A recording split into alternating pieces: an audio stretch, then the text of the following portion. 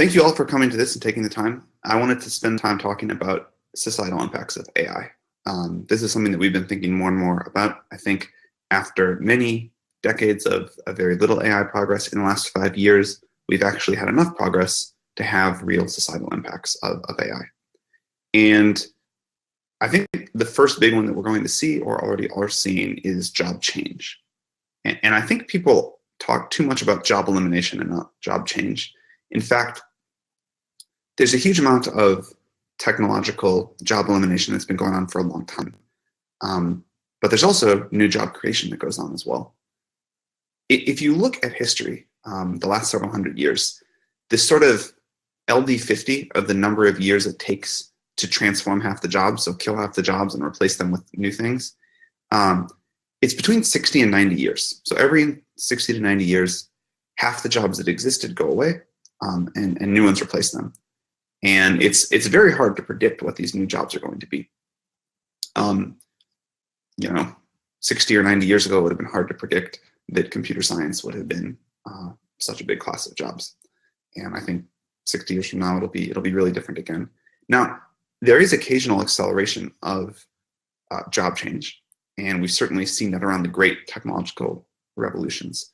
So the Industrial Revolution, the Agricultural Revolution, these replaced a massive amount of jobs in a short period of time. But we got through it okay. I sort of believe that human demand is basically limitless. Sorry, I will see if I can hold the camera so it stops bouncing. Human demand is basically limitless, and people want new stuff all the time. And people want status, and people want differentiation. And so people will keep wanting to create new things. And people also want to work. People want to create more wealth. People want to find new ways to feel needed and important. And I think this trend will keep going, although I do think there will be a lot of change. And change always scares people, and eliminating people's current livelihood always scares people. So I do think we need to do something. My sense is that all repetitive human work that does not require a human emotional component will get at least massively changed, if not eliminated, in the next 20 or 30 years. And I've tried to do a few different back of the envelopes about how much this could be. I think this is something on the order of 70 to 80% of existing human jobs. And again, we'll find new ones. AI will create a huge amount of new jobs, but I have no idea what they'll look like. The other thing that I think is really important about this transition is that the cost of living will come down a huge amount. And this is massive economic growth. So if we take the cost of labor and bring it down to near zero, just the cost of energy, a lot of services and goods that we use today will come down a huge amount. This will be the equivalent of massive economic growth. It should be enough to lift everybody out of poverty. It should be enough to have a place to live and food to eat for everyone. And so though there are downsides for real, I think it's easy to forget the massive, massive upsides that come with automation and what an effect this will have on the economy and quality of life. My sense, and I may turn out to be wrong here, is that as this arrives, we will get out of this period of super low GDP growth that we've been in worldwide, or at least in the developed world, and see a period of some number of years through this transition where we have absolutely massive GDP growth on a scale that no one's quite ready for. Now, the downside of that is that I think it will tend to concentrate in a small number of people. And this is part of the reason that we started OpenAI, is to make sure that this doesn't happen. But left to its own devices, I think technology creates a huge amount of wealth, but concentrates a lot of it in a small number of people's hands. It's true to say that Apple created the iPhone, and now kings and people in poverty have the same device and the same access. And that's great, and that is true, and that has been a massive difference. But it also means the spread in wealth between the kings and people in poverty, as measured in other ways, is higher than it's ever been. And so I think it's good that technology creates such opportunity for everyone, but I think we have to think about concentration of wealth as well. So two big projects I work on. One is OpenAI, which is to make sure that the benefits of AI are distributed to everybody and not concentrated in one or two companies. And another is the universal basic income, research project. I think that in 50 years, when we look back at 2017, the people that are alive then, hopefully us, our kids, will say that it was barbaric that we let people be in poverty. It made no sense that there were people, there were neighbors in our same states, in our same communities that didn't have enough to eat, didn't have a place to sleep, didn't have their basic medical needs covered. And I think as we create a lot more wealth, as we create much more economic growth, it is incumbent on us as people in the technology industry to make sure that that gets distributed fairly. I think I'm all for technology changing jobs, but I think we also have to be good citizens and think about the people whose lives technology disrupts and make sure that we provide them with a reasonable quality of life. I think the basic income is a way to do this. I think it's only a small part. I think people really do need to find fulfillment and status and social structure as well in something like a job. It may not be a job quite in the way we think of today. One of my partners at Y Combinator, Paul Buchheit, says that in the future, we'll have machine money and human money, and they'll be different things. And jobs may only be about human money. You may not do them to get more wealth in terms of basic hardware. So we'll have to see how that goes. But I think something like that sounds roughly true. And I'm prepared for a world in which jobs are really different. But I do think it's important that we societally cover everyone's basic cost of living, especially as the cost of a really good quality of life comes down so much. And when people today say basic income is unaffordable, they forget that if robots really do take all the jobs, it means that the cost of living comes down quite a bit. Najid asked a question on what do you predicate the massive economic growth leading to the only cost of that being energy? Well, it's simply that if we get really great machine learning, computers can do repetitive work. Like let's say you want a house and you have really smart robots and they can mine minerals out of the ground, they can refine them in a robot factory, they can drive robot trucks to a building site, and they can then build you a house with more robots. The only cost there that I can figure out is the cost of energy. Other than that, you can have a house basically for free. Did that answer your question, Najid? Great. How far do I think we are from such a time? Well, probably a while, but I think one thing that is making the rate of AI development difficult to predict is just how many people are flooding the field. I visit a lot of colleges for Y Combinator to recruit people for startups. And one of the things that's been surprising me in the last couple of years is all of the smartest 18-year-olds that are starting college want to study machine learning. So I think it can happen more quickly than we might think. And that also sort of gets to the question of how quickly we might see the new jobs. But just looking at the work we're doing at OpenAI, I don't think we're wildly far away from robots that can do a lot of these things. Today, I think we can have AI doctors that can do some things better than human doctors. And that's pretty valuable. Audrey Kwa asks, who will pay for and maintain these robots? And as they extract from the ground, who pays for the extraction and sustainability? Well, I think companies will pay for and maintain the robots. And I think it will be up to the government more than ever before to handle resources and sustainability. I think we will need the government to update its regulatory framework quickly. Unfortunately, governments are usually bad at this, and we have to hope that they get good at doing it more quickly. Another question. Every revolution is enriching us, but at the same time, the incremental benefits are reducing, especially for AI. What would be the guidelines advice for policymakers? Well, I'm not sure that the incremental benefits reduce. I think it really depends on what the technology revolution is. I think this could be one where the incremental benefits are more than we've ever seen before. I do think the policymakers need to think hard about how we get humans through the transition period and how we have a world in which we need fewer and fewer people to produce all the machine money, and what jobs look like, what redistribution looks like, how we figure out what a fair amount of redistribution looks like. how we handle making sure people have equal access to the technology, everything like that. And I think we're going to need governments to be smarter, more competent than we've ever needed before.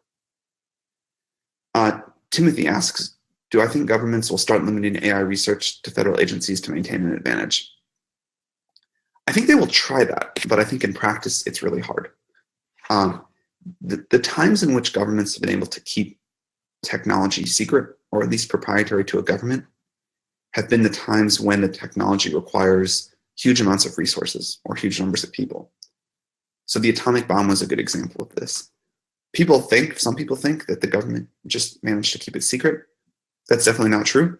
What happened is that it took huge amounts of energy, resources, to enrich uranium, to build a nuclear weapon. I think one stat that I heard, I don't know if it's true, was that in 1943, 25% of all electricity in the US went to enriching uranium. So this is not so much the government keeping the technology a secret as it is that no one but a government could do that. And I think AI is going to be really different. Anybody with a laptop will be able to do it at some point. And I think trying to limit the research is not going to work. Trying to keep knowledge secret, I think, is generally not a great strategy. There's a lot of questions, so I'm going to pick ones that I think are generally interesting. How concerned are you that a nation state or individual in her basement wins the race to strong AI and uses it for non-democratic purposes? I'm really nervous about this. I think, or I hope, this is further out than the job elimination question, because I believe narrow AI will come before strong AI. But if it doesn't, that is an issue. That's another reason that we started OpenAI. I think a lot more people need to think about this than they do. It's kind of become a joke if you take AI safety too seriously, but I think that's a real mistake. And this is part of the reason that we started OpenAI. I wish that governments were concerned about this, but I think this is a really hard problem. And I think even just saying, we want a project to detect development and use of strong AI would be a great start. And I think that ought to be possible. And I remain open to a regulatory framework around this.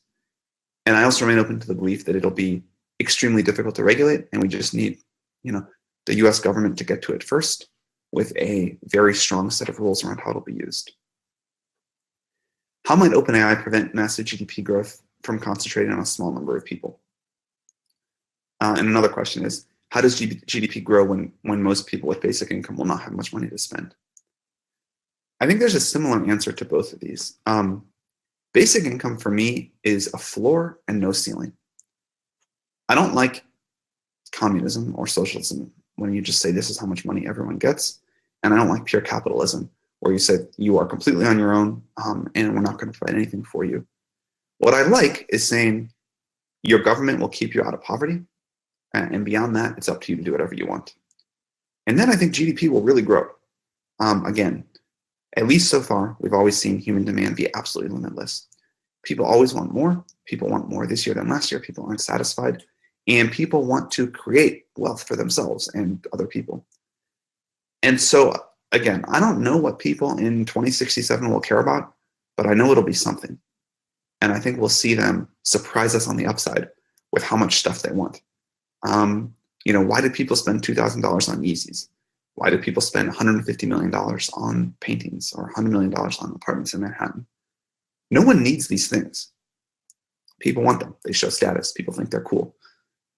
However much wealth we're able to create, I think people will be interested in spending some of that for new forms of status and products that delight them. And I think if we can provide a floor and no ceiling for everybody, we'll also be surprised by how many people surprise us and become great new artists or great new Steve Jobs and create new companies to do things that we can't imagine today. So I'm pretty excited about that. Demetro asks, what areas are too crowded by AI startups and which are underexplored? So if AI is as big of a trend as I think, almost nothing is too crowded right now. Maybe photo recognition and photo tagging. But I think the easiest layup in all of startups right now is to take machine learning, pick a vertical like farming or whatever that's not that popular, radiology, and apply AI to that. And I think you can create at least one super valuable company in every vertical doing this. Axel, this is a great idea. Am I personally applying it? Could you clarify that? Which idea? Meanwhile, Jessica asks, how can we contribute to developing safe AI? What expertise is needed? Well, we started a team at OpenAI. We're looking for smart people to join us there. Right now, I would say we don't honestly know how to do it. Clearly, you want to build AI that values humans, values humanity. How you encode that in math, we're trying to figure that out. J.O. Schaefer, it seems that it is hard to separate AI from robotics when we talk about the future. Well, yes and no. I think robots controlled by AI will be really important, but there are a lot of things that you can do with just a program connected to the internet. One of the programs that we have at OpenAI, one of the projects is called World of Bits, and that AI gets all the pixels on your screen, control of your mouse and keyboard. You ought to be able to do almost anything a human can do connected to the internet with that, which is quite a bit. That's really powerful. So is that a robot? Is that not? I'm not sure. In any case, I think AI and robotics are both really important. Is solving the value alignment problem in AI enough when it comes to alignment to conflicting societal values? Shouldn't we be solving the conflict values resolution problem? Yes, that would be good to do, although I don't think it's up to me to say how that should happen. My general belief is that you want AI to be an extension of individual human will. There are bad humans in the world. There are a lot more good humans. The good humans tend to overpower the bad humans by coming together. And I think that's what we want for AI. I don't think we want one single AI that we say, you know what, you have all the perfect societal values, you police all the rest of us. Because if that one AI goes off the rails, we have a real problem. Axel, so your question was about UBI. We have a project at Y Combinator YC Research that's studying that. We're right now doing a study with about 100 people. We're going to expand it. And we're not interested in, it's in Oakland, California. We're not interested in studying the affordability of it. Because again, in a world where robots take the jobs, at least the cost of living is going to come down. We'll be able to afford it. What we're interested in is what people do with their time. Are they happy? Do they get fulfillment? What kind of societal structures do they create? Do they go learn new things? Do they retrain for new jobs? Do they all become artists? And we want to learn this early. We want to learn this well before we have to make society-wide decisions about it. Okay, some critics worry about harmful AI too early, like worrying about overpopulating on Mars. That's a great soundbite. I hope they're right. I think it's really hard to know how far we are away from strong AI. Moore's law is a very powerful force. And I think anyone that is looking at the progress we've made in machine learning in the last few years would have to be at least a little bit impressed. So this is one that I'd rather worry about or think about too early, not too soon. Diversity is good, so conflicting values will exist. I certainly agree with that. Biggest issues and challenges for OpenAI this year? Well, the biggest one always is just to make really great research progress. So if you're a great researcher and you want to come help us out, that'd be great. All right, looks like I have time for one more question. Max, what is the future like for you when AGI is here? Honestly, I don't know. I don't think any of us really know. I think AGI, true AGI coming, when we get something that is a billion times smarter than the smartest human, is really difficult to predict. I think we can try to build safeguards into the system, and we should. I think we can try to build a system that values its creators, and we should. That seems doable to me. But I think the best thing we can do to make the arrival of AGI a good one is to figure out some degree of human-machine merge. And this could be something very direct, like Neuralink. This could be something where, every human has sort of an AI best friend, and they communicate via chat, and they work together. But if it's the AI versus the humans, that seems to me like it's going to be conflict somehow. We're trying to enslave it, it's trying to enslave us, or we both just want to be the most powerful species on the planet. And I'd much rather have a merge and be on the same team. All right, I'm out of time. Thank you all very much for asking the questions. Last question. I am working with Neuralink and trying to help them out. They're in the same building as OpenAI. And I wish them great success. All right, thank you all.